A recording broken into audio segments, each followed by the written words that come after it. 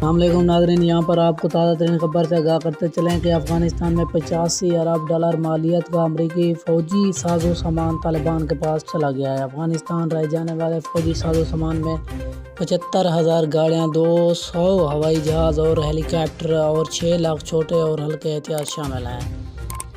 افغانستان میں 85 ارب ڈالر مالیت کا امریکی فوجی ساز و سامان طالبان کے پاس چلا گیا۔ افغانستان رائے جانے والے فوجی ساز و سامان میں 75,000 گاڑیاں، 200 ہوائی جہاز اور ہیلی کاپٹر اور 6 لاکھ چھوٹے اور ہلکے ہتھیار شامل ہیں۔ تفصیلات کے مطابق افغانستان سے امریکہ کے انخلا کی وجہ سے افغان طالبان کے ہاتھ اربوں ڈالرز کا مال غنیمت آنے کا انکشاف ہوا ہے۔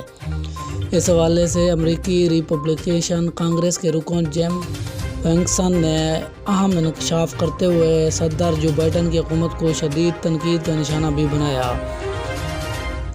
جیم کے مطابق افغانستان سے انخلا کے فیصلے کی وجہ سے 85 ارب ڈالرز مالیت کا امریکی فوجی ساز و سامان امریکہ طالبان کے ہاتھ لگ گیا ہے۔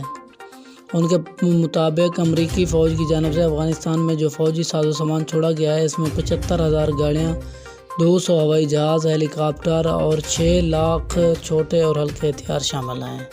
کانگریس کے رکن افغان طالبان کے پاس اب دنیا کے 85% ممالک سے زیادہ بلیک ہاک جنگی ہیلی کاپٹر موجود ہیں۔ ان کے علاوہ اور بھی جدید ترین جنگی ہتھیار اور آلات افغان طالبان کے ہاتھ لگ چکے ہیں۔ اندھیرے میں دیکھنے والے چشمے، دیگر جدید آلات کے علاوہ ایسے لوگوں کا بائیو میٹرک ڈیٹا بھی طالبان کے ہاتھوں میں چلا گیا ہے جو امریکہ کے ساتھ کام کرتے ہیں۔